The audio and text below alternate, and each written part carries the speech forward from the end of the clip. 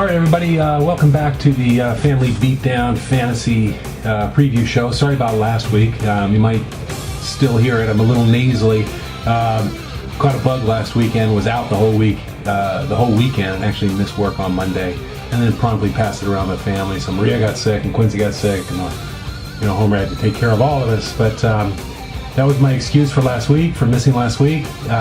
Just didn't feel up to it, and the week got away from me. But I want to get back on it today. Let's take a look at the action from last week. Going back to week 3, I went 3-3 in my picks. That stands me at 9-9 on the season. I didn't make my picks last week, but we'll talk about the games in a second. I'll make picks this week, and then away we go. Just looking at the league real quick, we've got 2 undefeated teams left.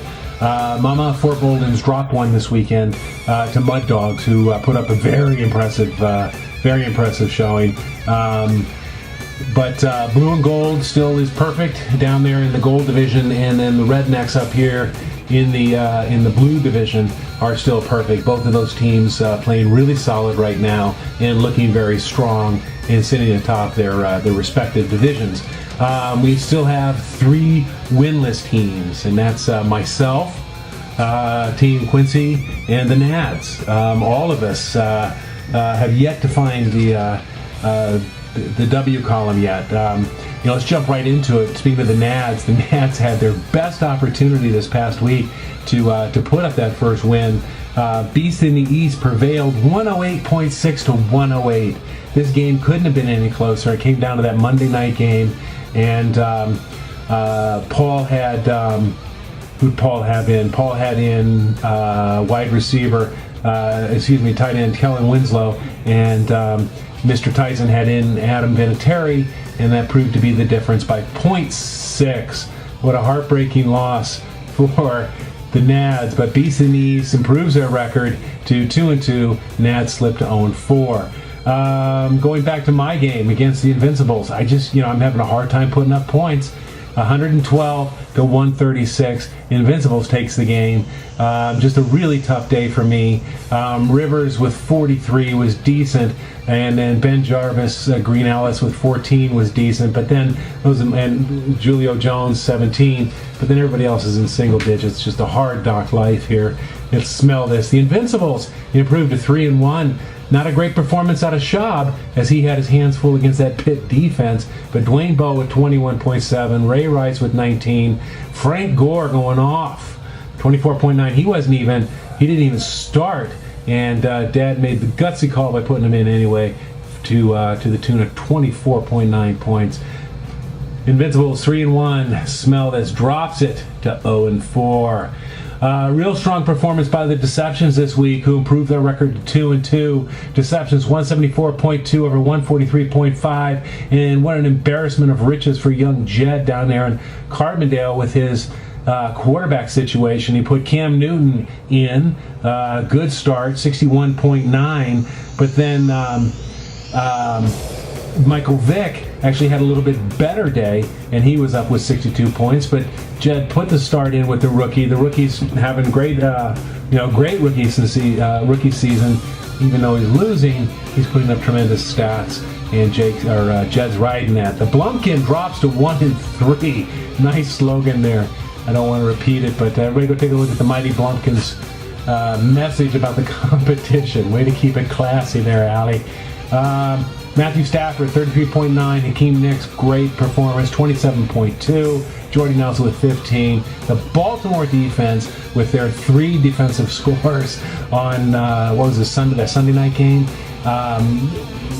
Who was it against? It was against the New York Jets, where there were 5 scores in that game by the defense, 3 by the Baltimore D, and 2 by the New York Giants defense. Mama of Fort Bolden's dropped her first one to Mud Dogs, 154 to 140. That's got to sting, Veronica, because 140 is a decent score.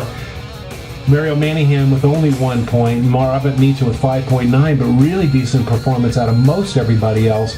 Peyton Hill at 6.9, considering he wasn't expected to play this weekend. That's pretty decent. 21.6 out of Calvin Johnson. Mud Dogs riding that Drew Brees gravy train, 43.1. Wes Welker, 26.8. Good performance out of Willis McGahee, Darren Sproles, Dan Bailey, and Tampa Bay defense with 13 points for Rick. Rick moves to 3-1. Mama for Bolden's drops to 4-1.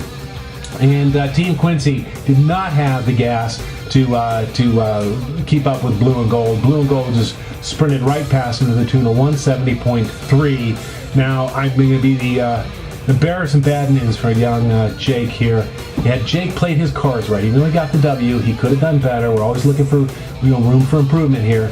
Jake could have gotten 225 points excuse me, on the week had he started Pierre Garçon, who put up over 30 points in that Monday night performance. Even though the Indianapolis Colts, you would want to steer clear of them, Pierre Garçon had a very decent night for Jake, but he didn't get the start. Anyway, Jake takes the win over Team Quincy, who drops to 0-4. Jake remains perfect. Oh, hate those words. And looking at our game of the week, the Rednecks, talking about a gravy train, 83.4 points from Aaron Rodgers for Dawn and the Rednecks. It has Green Bay rolled. Rodgers passed for 4 and ran for 2. What a performance. 199.7 for Dawn, 102.8 for Michael and Fudge Your Face. So that takes us up to our USC Notre Dame update. Both teams won this past weekend. Notre Dame had a much better showing than did the Trojans. Excuse me.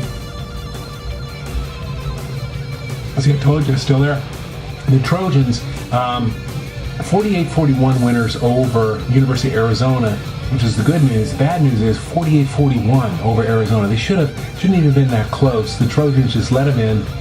They're giving up big plays, and they're becoming very soft in the red zone. Everybody's able to score on them once they get in the red zone. So the word over there at Troy is that the defense really needs to get back to basics and really needs to start focusing on their coverage, because they are soft on the defensive side. Offensively, Matt Barkley set a school record in passing yards, and Robert Woods set a school record in receiving yards. Both of those guys are off to great starts. Notre Dame, on the other hand, had Purdue. Purdue not the sharpest tool in the shed right now, and Notre Dame punished them pretty well. I can tell you that next week the Trojans are off, and let's look up Notre Dame real quick. Notre Dame placed. Yeah, the Trojans are off. They actually are getting ready to play Cal and Stanford. Both of those two teams are really great. I don't know if you guys stayed up late enough and watched Stanford this past weekend, but they are a tough team. Next game against the Air Force. The Air Force spent all their whatever juice they had playing Navy last weekend for the Commander-in-Chief trophy, so I don't expect too much problems there for the Irish. Anyway, enough of that. Let's take a look at, let's talk about bye weeks. Bye weeks start this week. We've got 5 teams on bye this week. We have got let's make sure it's the right week. Yes, it is. We've got the Baltimore Ravens, the Cleveland Browns, the Dallas Cowboys, the Miami Dolphins, St. Louis Rams, and Washington Redskins all on bye. Those teams again, Ravens, Browns, Cowboys, Dolphins, Rams, Redskins, all on bye. So get your rosters covered for those 5 teams. And now we're going to see 5 teams a week on bye. So let the fun begin. All right, so let's take a look at the week coming up. Let the page load. Come on, broadband connection, do your stuff. Here we go, week 5. So, Rednecks versus Nads. Tough matchup. Dawn is almost unstoppable, it looks like. And Rodgers has got Atlanta, so he should light them up. Steven Jackson is on bye, and Josh Brown is on bye, but Dawn will cover those. Nads with Cutler. Oh, God, Paul. You got to get rid of Cutler. You got to drop Peyton. Peyton's not coming back this year. Just give up hope. We're not in the keeper league. Cut the cord, get rid of him, and get yourself a quarterback, somebody that you can build this team around. Because you got a decent squad, but you cannot win with Jay Cutler, and Peyton Manning is done for the year. So, Paul, until you make a move on that quarterback, I'm going to go against you, even though better judgment says vote against the unbeaten teams. I'm giving the nod to the Rednecks. Looking at Smell This versus Beast in the East. Both teams looking decent on buys, even though Jason Witten is on buy for Tyson. On paper, Tyson is a little bit of a disadvantage, 98 to 106. Phillip Rivers against Denver, that's always a tough matchup. Tom Brady against the New York Jets. New York Jets are always a tough matchup for the Patriots, and it's a division game. They don't like each other much. They see each other a lot. It should be a real bloodbath up there. LaDainian Tomlinson, same in there as well in that New England New York Jets game. I'm going to give the nod to Smell This, only because I gotta think the tide will turn soon. Mama of Four Boldens is hosting Team Quincy this week. Team Quincy needs to do a lot of work on buys. Reggie Bush is on, Anquan, Felix Jones, Dan Carpenter. There's 4 or 5 guys on buy, while Mama of Four Boldens only has Peyton Hillis out. She'll be able to cover that. Mama will win this game. Gerard Invincibles versus the mighty Blumpkin. Alex versus Grandpa. Invincibles 3-1, Blumpkin 1-3. Blumpkin has Hightower and the Baltimore defense on bye. Dad's got Ray Rice. Dad's looking stronger. He's got the momentum. Alex desperately needs the win, but Invincibles will win this week. That's my opinion. Fudge Your Face against Mud Dogs. Rick 3-1. Michael 2-2. It's 104 to 109 on paper, and Rick has got Fred Davis and Dan Bailey on bye. Michael's got his full complement in there.